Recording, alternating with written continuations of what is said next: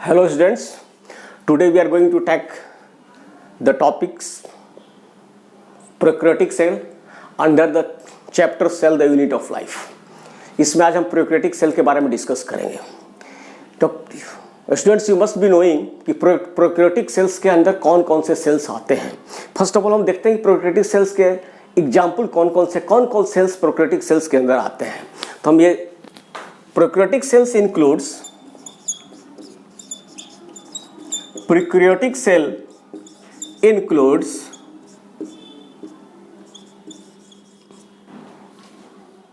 bacteria, cyanobacteria, जिसको कि हम ब्लू ग्रीन एल्गी भी बोलते हैं, BGA, blue green algae, mycoplasma and PPLO. PPLO means pleuropneumonia like organism. Pleuropneumonia like organism.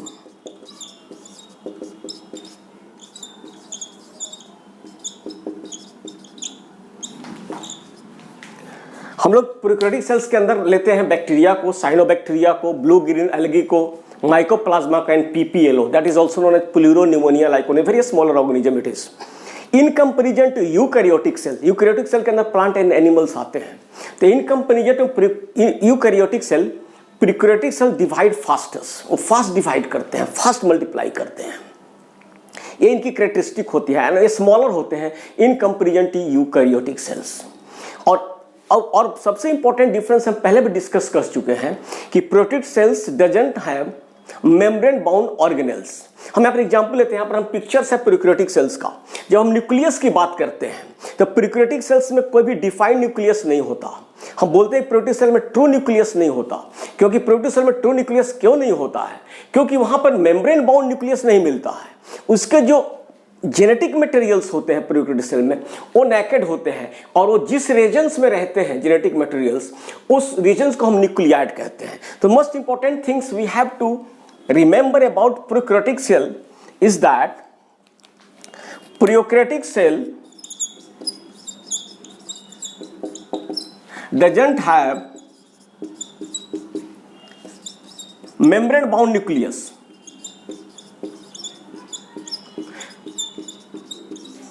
Bound nucleus.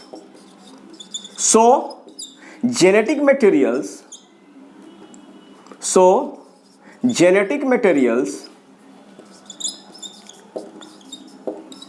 material is naked. उनका genetic material naked होता है, और जिस रीजन्स में होता है उसको हम न्यूक्लियाइड बोलते हैं. और उनके जेनेटिक जो मटेरियल्स होते हैं, genetic materials of prokaryotic cell is single chromosome oblique circular DNA. Genetic material जो होता है स्पेशली प्रोकैरियोटिक सेल्स में, और सिंगल क्रोमोसोम होते हैं, और इस क्रोमोसोम पर सर्कुलर डीएनए होता है. ये सर्कुलर डीएनए भी सिंगल होता है और डबल स्ट्रैंडेड होता है, सिंगल स्ट्रैंडेड नहीं होता है. सिंगल स्ट्रैंडेड डीएनए हमको वायरस में मिलता है.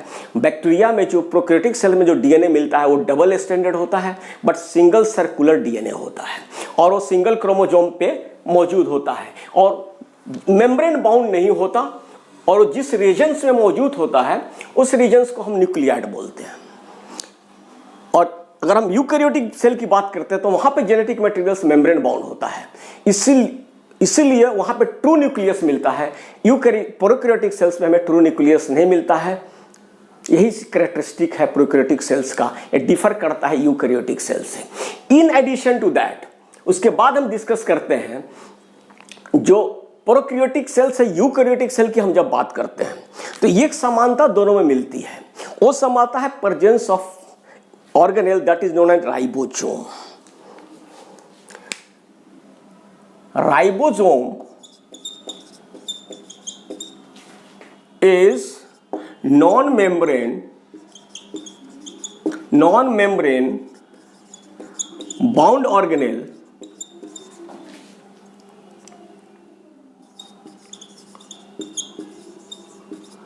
present in both prokaryotic cell as well as eukaryotic cell.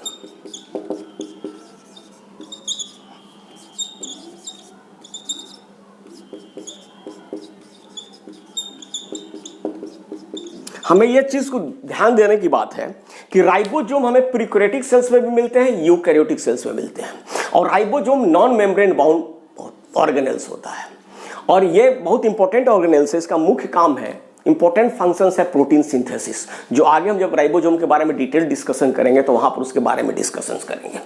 अब हम बैक्टीरिया की जब जेनेटिक मटेरियल्स की बात कर रहे थे, तो एक तो होता है जिसको हम बोलते हैं एक क्रोमोजोमल डीएनए है, because DNA is present on chromosome, और ये हम इसको जेनेटिक डीएनए भी बोलते हैं, और ये क्रोमोजोमल डीएनए है। In addition to chromosomal DNA bacteria में एक और जेनेटिक मटेरियल्स होता है जी, और वो जेनेटिक मटेरियल्स जो होते हैं वो एक्स्ट्रा क्रोमोजोमल डीएनए के मटेरियल्स हैं, जिसको कि हम प्लाज्मिड बोलते हैं। तो plasmid is a unique feature of prokaryotic cells. ये प्लाज्मिड प्रोकैरियोटिक सेल्स में मिलते हैं।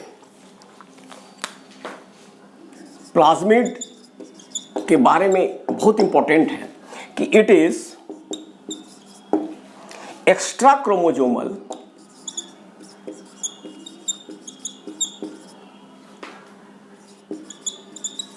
genetic material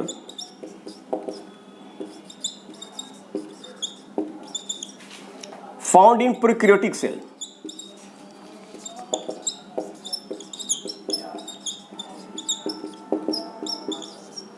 that provides unique phenotypic characteristic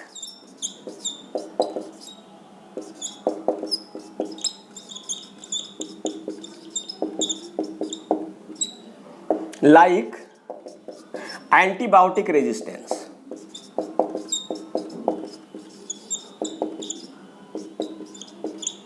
हमें ये जानना बहुत इंपॉर्टेंट है कि प्लाज्मिड जो प्रोकैरियोटिक सेल्स में मिलते हैं, it is extra chromosomal genetic material है। वो क्रोमोजोम पे नहीं होता, वो क्रोमोजोम के बाहर होते हैं, एक्स्ट्रा क्रोमोजोमल है, and found in prokaryotic cells, वो प्रोकैरियोटिक सेल में मिलता है। That provides unique phenotypic characteristic like antibiotic resistance. ये जो कुछ कुछ बैक्टीरिया में जो एंटीबायोटिक रेजिस्टेंस हमें मिलती है, वो एंटीबायोटिक रेजिस्टेंस की जो कैरेक्टरिस्टिक हमें मिलता है बैक्टीरिया में, प्रोकैरियोटिक सेल्स में, वो प्लाज्मिड के कारण मिलता है। प्लाज्मिड ऑल भी अदर फेनोटाइपिक कैरेक्टर भी देता है बैक्टीरिया को, लेकिन मोस्ट इंपॉर्टेंट है एंटीबायोटिक रेजिस्टेंस, जो प्लाज्मिड के कारण आता है। तो हम यहां पर देख लिए कि बैक्टीरिया में क्रोमोजोमल जेनेटिक मटेरियल्स है और एक एक्स्ट्रा क्रोमोजोमल मटेरियल्स है, जिसको कि हम बोलते हैं प्लाज्मिड। अब इन एडिशन टू दैट, अब आगे हम लोग बढ़ते हैं कि बैक्टीरियल सेल्स का जो हम बात करते हैं, ये पूरी जो मैट्रिक्स है इसको हम साइटोप्लाज्म बोलते हैं, और cytoplasm is surrounded by 3 layers. The outer most layer it is known as glycocalyx, middle layer को हम सेल वॉल बोलते हैं, और इनर लेयर है तो उसको हम बोलते हैं सेल मेम्ब्रेन। तो आगे डिस्कस कर रहे हैं envelopes and its modification. Rather cellular इनवेलप्स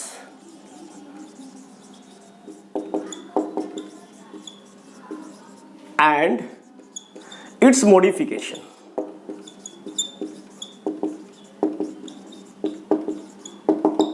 जब सेलुलर इनवेलप्स की बात करते हैं प्रोकैरियोटिक सेल में, तो मैंने बोला 3 लेयर्स होते हैं। फर्स्ट है आउटर लेयर। आउटर लेयर होता है वो बना होता है ग्लाइकोकैलिक्स का। जो मिडिल लेयर होता है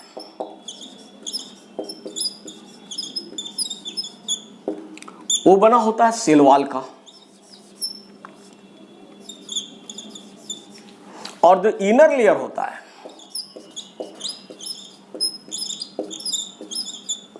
ये बड़ा होता है सेल मेम्ब्रेन का।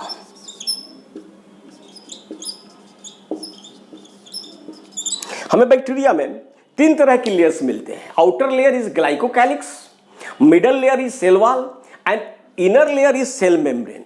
हमें इसके बारे में डिस्कस करने की जरूरत है और वन बाय वन हम लोग तीनों लेयर्स के बारे में डिस्कस करेंगे। तो पहले ग्लाइकोकैलिक्स के बारे में हम लोग डिस्कस कर लेते हैं। First is glycocalyx. Glycocalyx is outer most layer of the prokaryotic cells और glycocalyx is made up of Glycocalyx is made up of glycoprotein and glycolipid.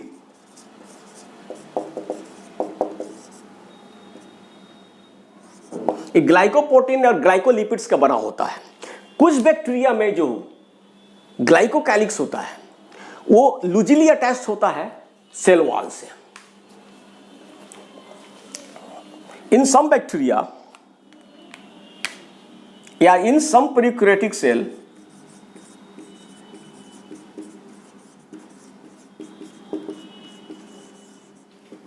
Glycocalyx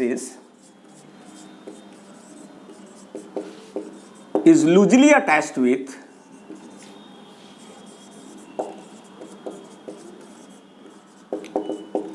cell wall and forms loose sheath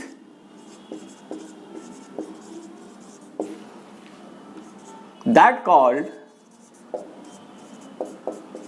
slime layer या slim layer. देखिए कुछ bacteria में, अब glycocalyx के भी दो type होते हैं। जब पहले टाइप की बात करते हैं तो in some prokaryotic cell glycocalyx is loosely attached with cell wall. Cell wall से वो लूजली अटैच्ड होते हैं और क्या फॉर्म करते हैं, लूज शीथ। और वैसे हम ग्लाइकोकैलिक्स को बोलते हैं स्लाइम लेयर, है ना। उसके दो फॉर्म होते हैं, स्लाइम लेयर आगे भी डिस्कस करेंगे, दूसरे फॉर्म को हम कैप्सूल बोलते हैं। जो लूजली अटैच्ड होते हैं, जो लूज शीथ फॉर्म करते हैं, उनको हम स्लाइम लेयर करते हैं। और इसका मेन फंक्शन क्या होता है इस स्लाइम लेयर का? स्लाइम लेयर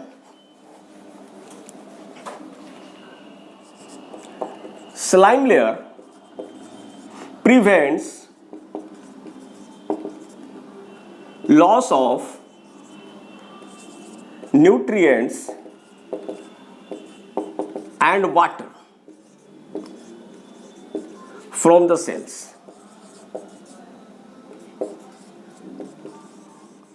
स्लाइम लेयर का मुख्य काम क्या है कि ये वाटर के लॉस को और न्यूट्रिएंट्स के लॉस को सेल से रोकता है, उसको लॉस होने नहीं देता है, बैक्टीरिया में डिहाइड्रेशन होने नहीं देता है, न्यूट्रिएंट्स की कमी नहीं होने देता है। यही मेन फंक्शन है स्लाइम लेयर का। इसके बाद जो दूसरे टाइप का हमको लेयर मिलता है, in other bacteria,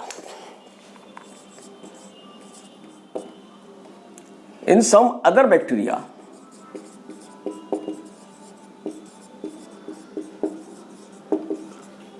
glycocalyx is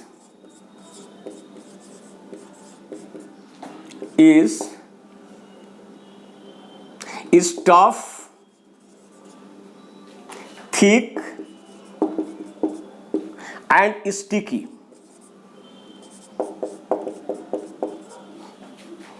That called capsule. कुछ प्रोकैरियोटिक सेल्स में हमको जो ग्लाइकोकैलिक्स मिलता है वो टफ होता है, थिक होता है, स्टिकी होता है, जिसको हम कैप्सूल कहते हैं। And this type of glycocalyx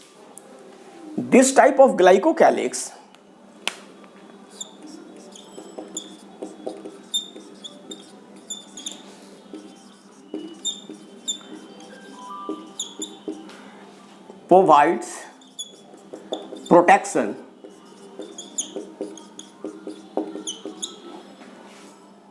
to the cells from adverse environmental condition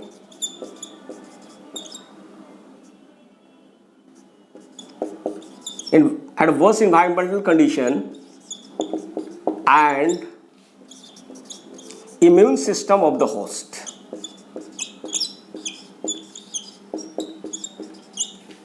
of host. इस तरह के जो कैप्सूल फॉर्म के जो गैलाक्टोकैलिक्स होते हैं उनका मुख्य काम है provide protection to the cell, cell को प्रोटेक्शन प्रोवाइड करते हैं from adverse environmental conditions as well as immune system of the host, host के इम्यून सिस्टम से इसको प्रोटेक्ट करते हैं। क्योंकि जो भी बैक्टीरिया कोई भी ऑर्गेनिजम्स के अंदर रहता है, ह्यूमन बींग के अंदर रहता है, एनिमल्स के अंदर रहता है, जो पैरासाइट रहता है, तो उसको हमेशा इम्यून सिस्टम से डर बनी हुई रहती है क्योंकि होस्ट के इम्यून सिस्टम उसको किल कर सकता है। तो ये ग्लाइकोकैलिक्स को प्रोटेक्शन प्रोवाइड करता है होस्ट के इम्यून सिस्टम से। तो ये दो बहुत इंपॉर्टेंट काम है। अगर एडवर्स इन्वायरमेंटल कंडीशन है, बहुत हाई टेम्परेचर्स है, हाई प्रेशर्स है, बहुत लो टेम्परेचर्स है, एक्सेसिवली लो टेम्परेचर है, उस कंडीशंस में भी बैक्टीरिया को प्रोकैरियोटिक सेल्स को प्रोटेक्ट कर